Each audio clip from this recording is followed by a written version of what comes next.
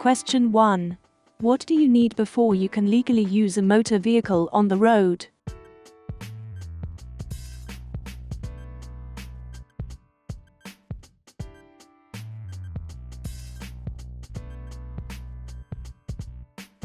B. An appropriate driving license. Using a motor vehicle on the road illegally carries a heavy fine and can lead to penalty points on your driving license. You must hold a valid driving license for the class of vehicle you're using. Be insured to drive the vehicle.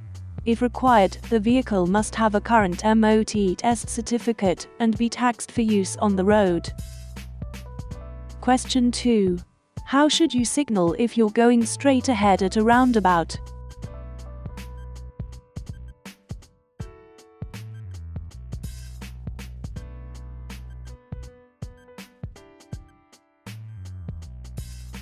B. Signal left just after you pass the exit before the one you're going to take.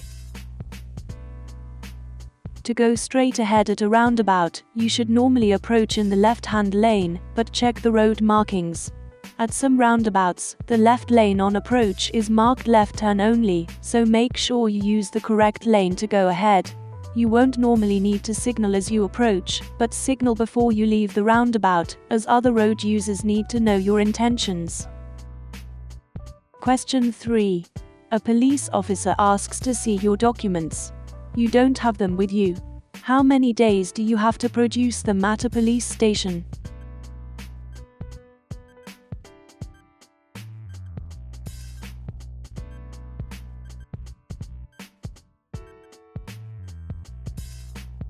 A.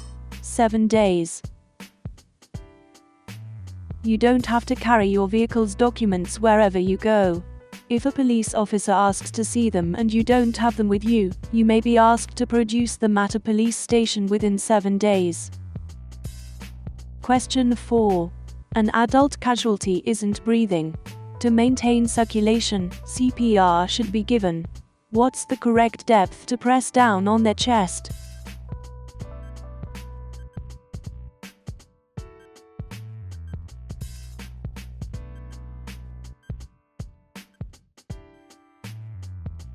B. 5 to 6 centimeters. An adult casualty isn't breathing normally. To maintain circulation, place 2 hands on the center of the chest. Then press down hard and fast around 5 to 6 centimeters and about twice a second. Question 5. What could cause you to crash if the level is allowed to get too low?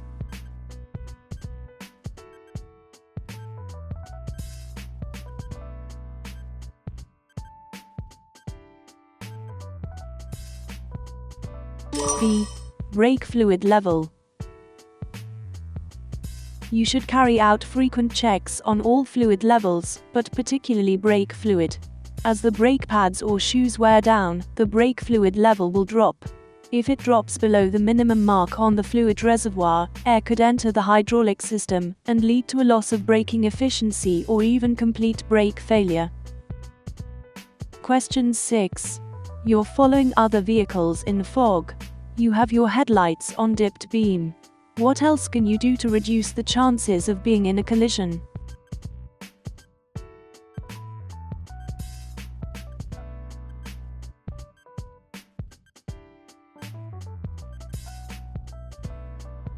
D.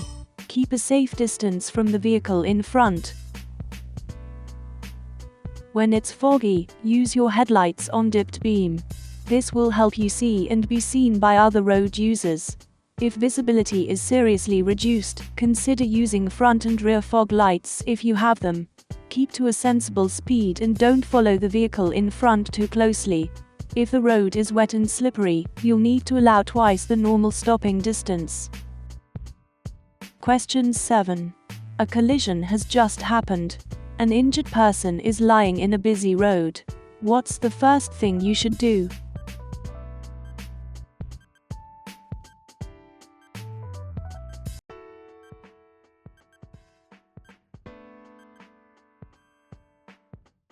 D. Warn other traffic. The most immediate danger is further collisions and fire. You could warn other traffic by switching on hazard warning lights, displaying an advance warning triangle or sign, but not on a motorway, or by any other means that doesn't put you or others at risk. Question 8. What's the main benefit of driving a four-wheel drive vehicle?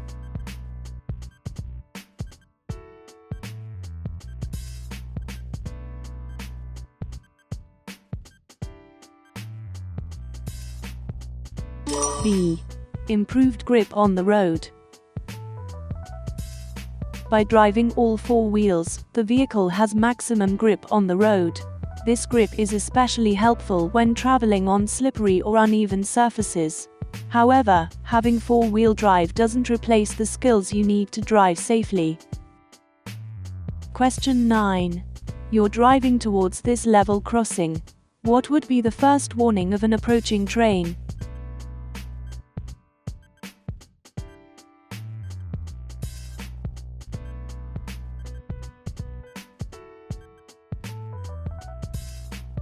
D. A steady amber light. The steady amber light will be followed by twin flashing red lights that mean you must stop. An alarm will also sound to alert you to the fact that a train is approaching. Question 10. You're driving on a road with several lanes. What do these signs above the lanes mean?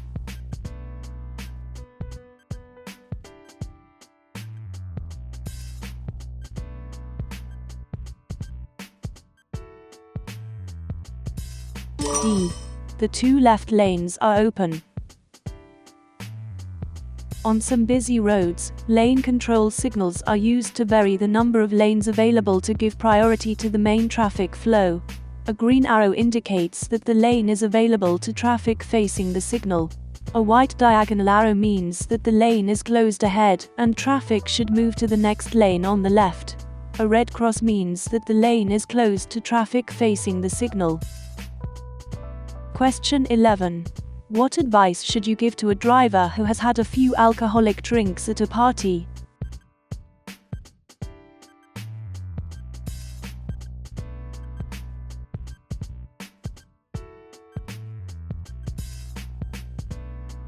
B. Go home by public transport. Drinking black coffee or waiting a few hours won't make any difference. Alcohol takes time to leave the body. A driver who has been drinking should go home by public transport or taxi. They might even be unfit to drive the following morning. Question 12. You're about to reverse into a side road. What should you do if a pedestrian is waiting to cross behind your car?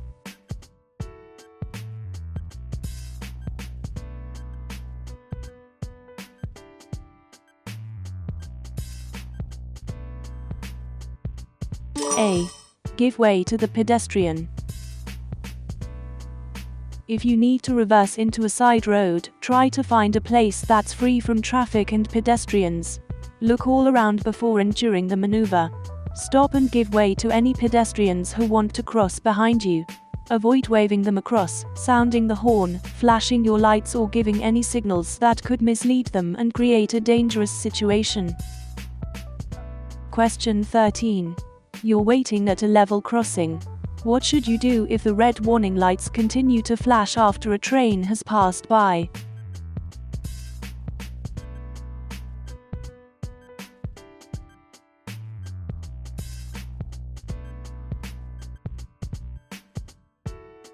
D. Continue to wait. At a level crossing, flashing red lights mean you must stop. If a train passes but the lights keep flashing, wait. Another train may be coming. Question 14. What's most likely to waste fuel?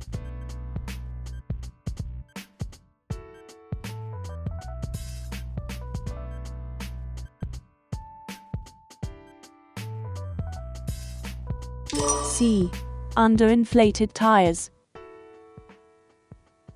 Wasting fuel costs you money and also causes unnecessary pollution. Ensuring your tires are correctly inflated, avoiding carrying unnecessary weight and removing a roof rack that's not in use will all help to reduce your fuel consumption. Question 15. How can you reduce the damage your vehicle causes to the environment?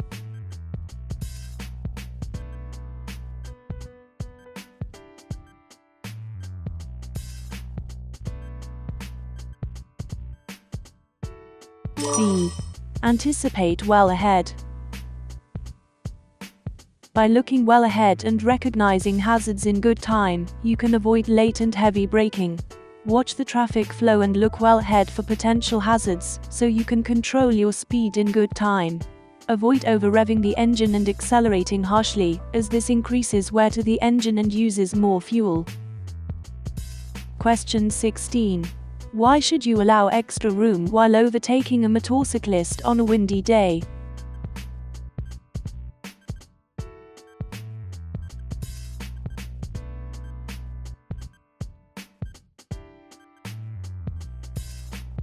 D.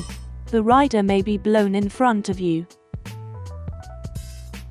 If you're driving in high winds, be aware that the conditions might make a motorcyclist or cyclist swerve or wobble.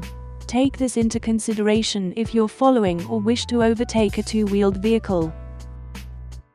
Question 17. What can seriously reduce your ability to concentrate?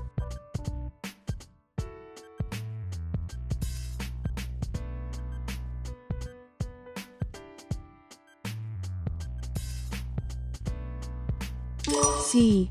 Drugs. Both recreational drugs and prescribed medicine can affect your concentration.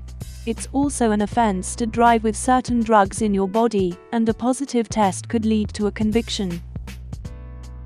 Question 18. Why is it bad technique to coast when you're driving downhill?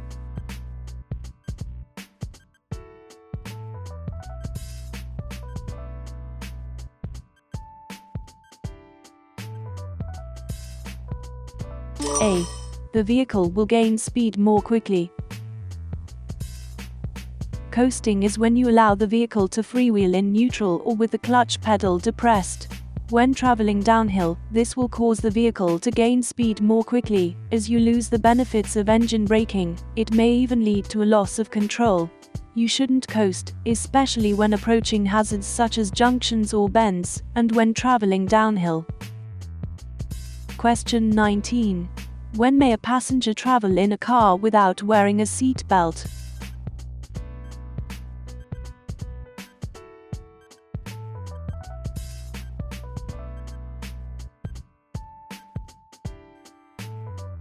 D. When they're exempt for medical reasons. If you have adult passengers, it's their responsibility to wear a seat belt, but you should still remind them to use one as they get in the car. It's your responsibility to make sure that all children in your car are secured with an appropriate restraint. Exemptions are allowed for those with a medical exemption certificate. Question 20. What should you do if you start to feel drowsy while you're driving on a motorway?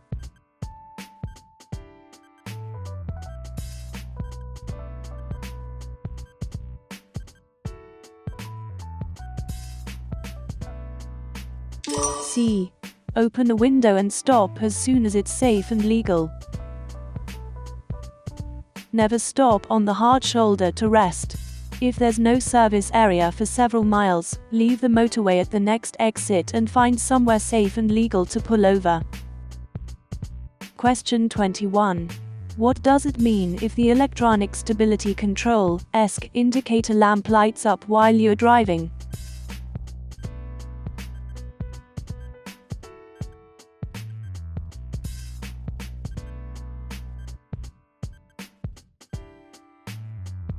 C. The ESC system has activated. ESC is a computer-controlled technology that detects reduced traction and automatically makes corrective adjustments to prevent loss of control. The ESC lamp comes on to alert the driver that the system has activated and the car is approaching its handling limits. It's a powerful driver aid, but it cannot save a car once its traction limits have been exceeded. Question 22. In sub-zero temperatures with ice on the roads, how should you handle your vehicle on the approach to a sharp bend?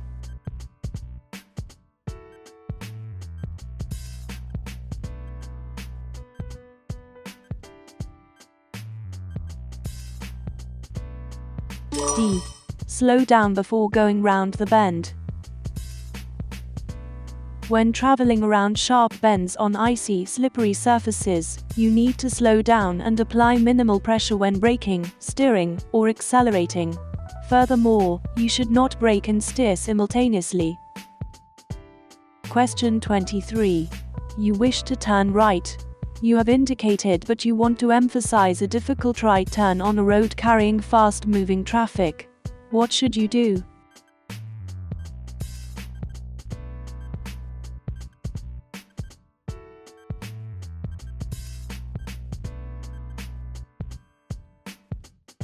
C. Give a clear arm signal.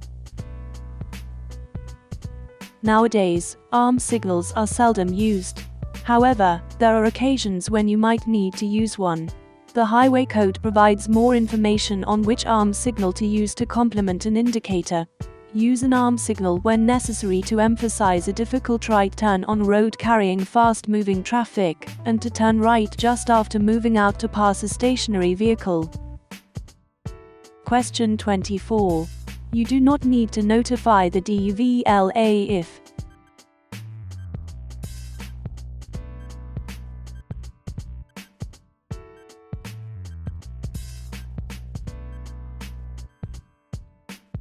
A. Your car is due for an MOT. If your car needs an MOT, you should get in touch with a mechanic. If your health or eyesight have changed in a way that may affect your driving, or if you have changed your vehicle, you must contact the dvla. Question 25. When you are driving while it is snowing, you need to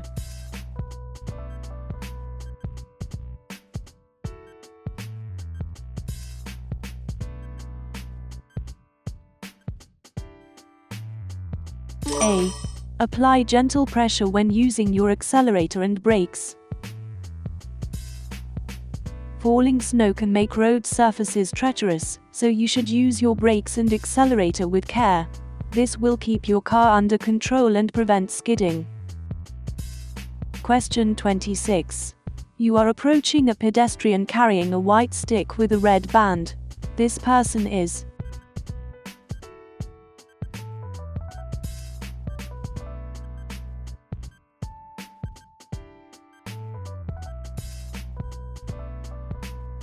C.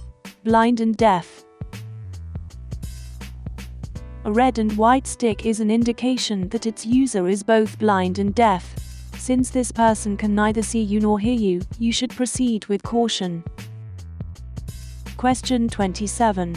When is it acceptable to leave a time gap of 2 seconds between your car and the vehicle in front?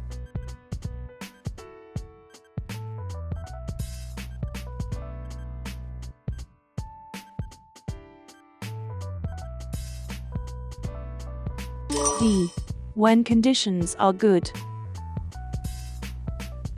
Under optimum conditions of weather and visibility, with good brakes and tires, a 2-second time gap between your vehicle and the vehicle in front is sufficient. Question 28. If you see a horse rider in a roundabout, keeping left, the rider is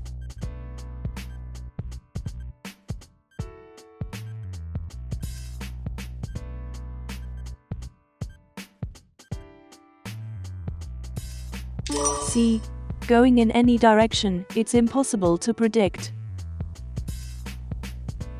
Avoid roundabouts wherever possible.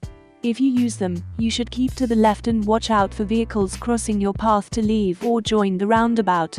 Be aware that at roundabouts and at junctions where a horse rider is turning right, they may signal right, but keep to the left-hand side of the road and the outside lane round the roundabout, for safety. Question 29. While traveling in a residential area, you are warned that there are speed bumps ahead. What should you do before you reach them?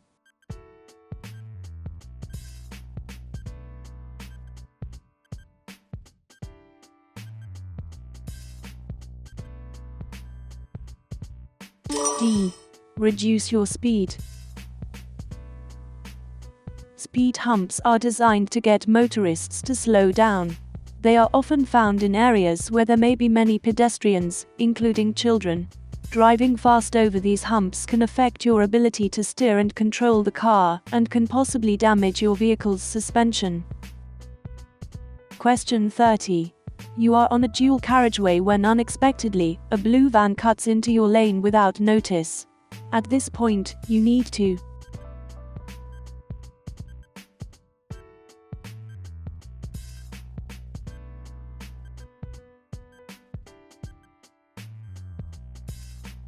B.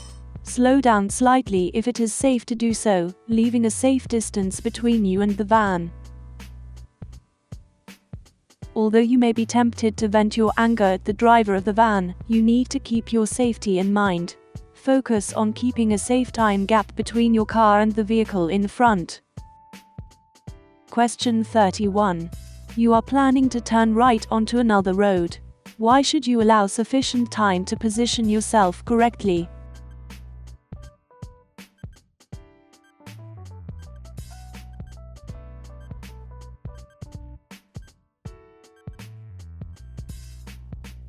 B.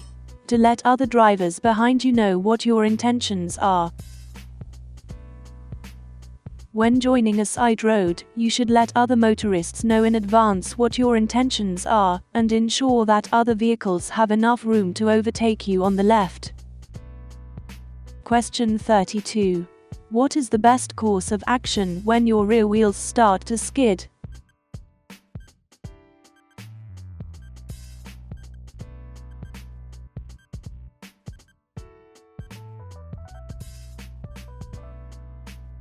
C. Steer gently into the skid. Steer gently into the skid. This can prevent loss of control. Braking firmly, on the other hand, can make the problem worse. Question 33. You believe that someone involved in a car crash has sustained back injuries. You should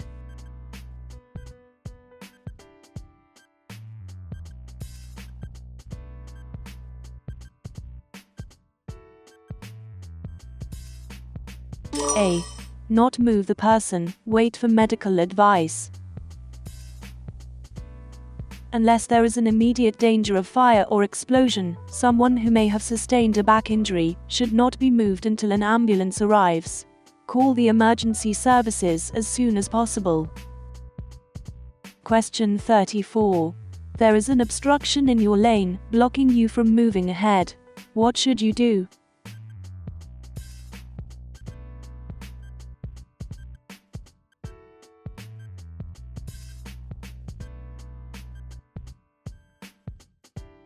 C. Give traffic in the opposite direction right of way. When there is an obstruction on your side of the road and there isn't room for traffic in both directions to pass, you should give oncoming motorists right of way. Once all of the vehicles have passed, you will then be able to move safely. Question 35. You are driving behind a learner driver.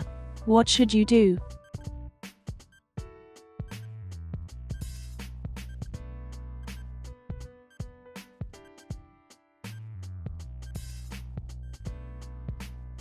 A.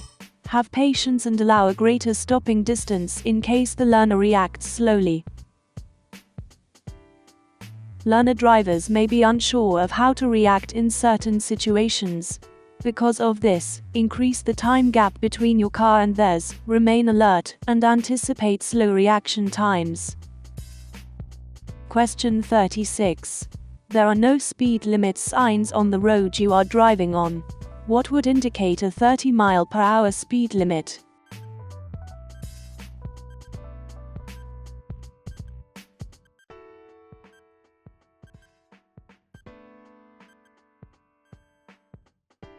C. Street lights. Street lighting is commonly found in built-up areas.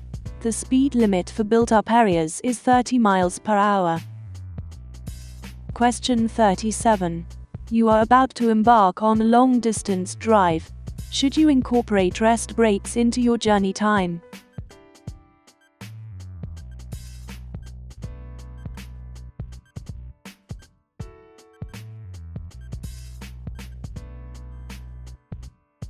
A. Yes, regular stops can keep you alert and boost your concentration. To maintain your concentration and reduce the chance of an accident, you should take a short break of at least 15 minutes every 2 hours. Question 38. While you are towing a caravan on the motorway, the caravan begins to snake behind you. What should you do?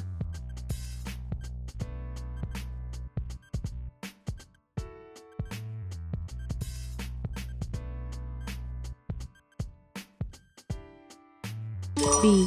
Ease off your accelerator. Ease off the accelerator and slow down gently. Question 39. In order to drive on the road, learner drivers must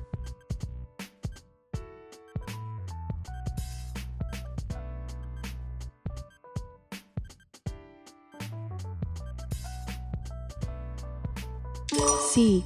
Have a full provisional driving license. A full provisional license, with your signature on the back, is required if you are going to be able to learn. Question 40. While driving down a motorway, you notice that red lights are flashing in your lane, but not in others. You need to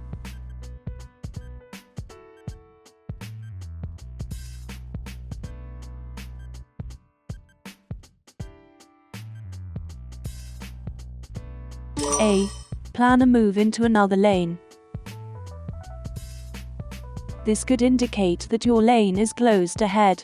Check for traffic behind you, indicate to signal your intentions, and move into another lane so you can continue your journey.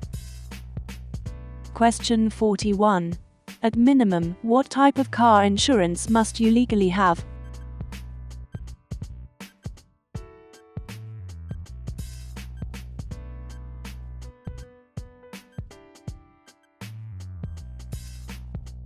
A. Just third-party cover.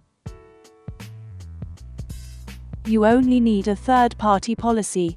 However, it may not cover damage to your own vehicle. For that, you need a more comprehensive policy. Question 42. You are planning to pass a cyclist, but there are strong winds. What should you do?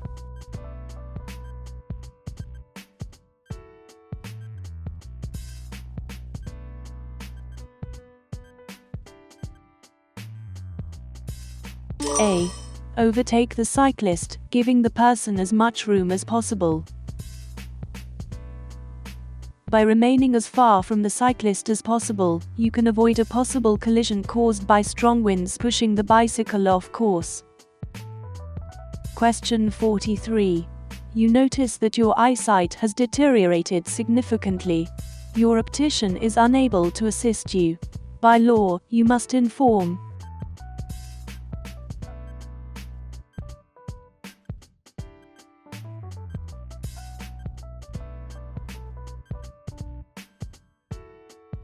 B. The dvla. If your eyesight has deteriorated significantly, you must contact the dvla. Every driver is required to be able to read a vehicle number plate, in good daylight, from a distance of 20 meters. If you are having difficulty with this, your safety on the road should be assessed. Question 44. Front fog lights can only be used when visibility is less than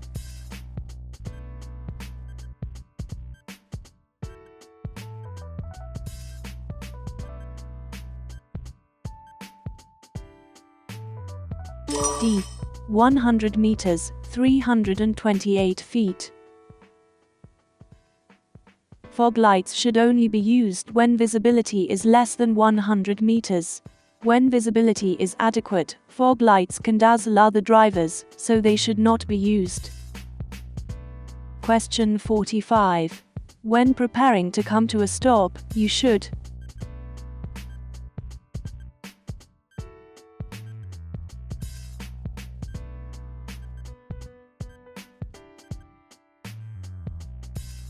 B. Check your mirrors to avoid a collision. Always check your mirrors when you are about to come to a stop. This can help you see if there are any vehicles close behind you. Failing to check and stopping abruptly can increase the risk of a rear-end shunt collision. Question 46. At the scene of a crash, someone is suffering from a burn. What should you do?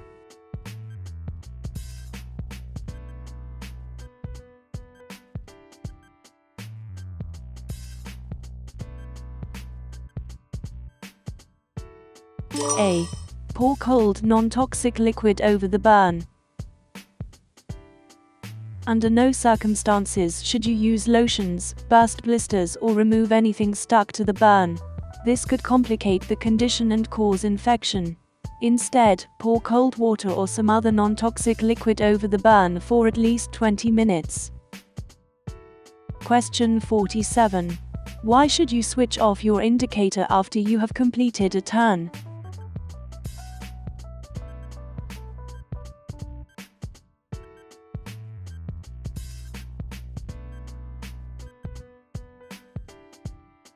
B.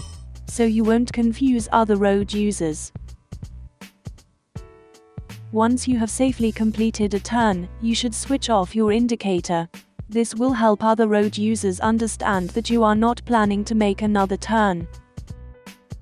Question 48. When someone who has been in a collision stops breathing, you need to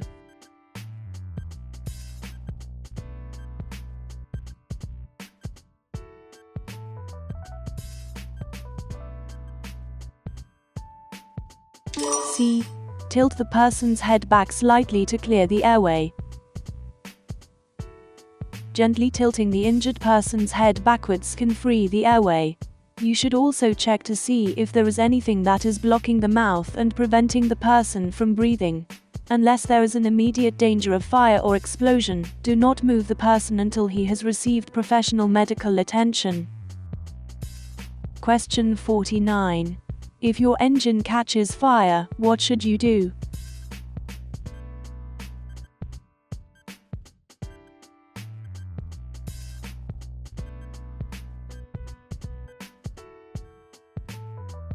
A. Call 999 for the fire brigade. When an engine is on fire, lifting the bonnet can allow in more oxygen and cause the fire to flare. Instead, everyone should evacuate the vehicle, stand well back, and contact 999 immediately. Question 50. You are driving a car with fully functioning tires and brakes on a smooth road in dry conditions. Your speed is 40 miles per hour.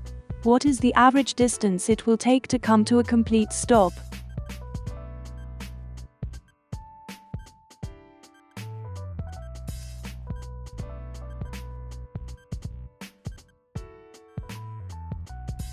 D. 36 meters, 118 feet. This figure is only an average. Road surfaces, weather conditions, and car models vary. At all times, you should anticipate any potential hazards, maintain a good time gap between yourself and the car in front, and stay alert.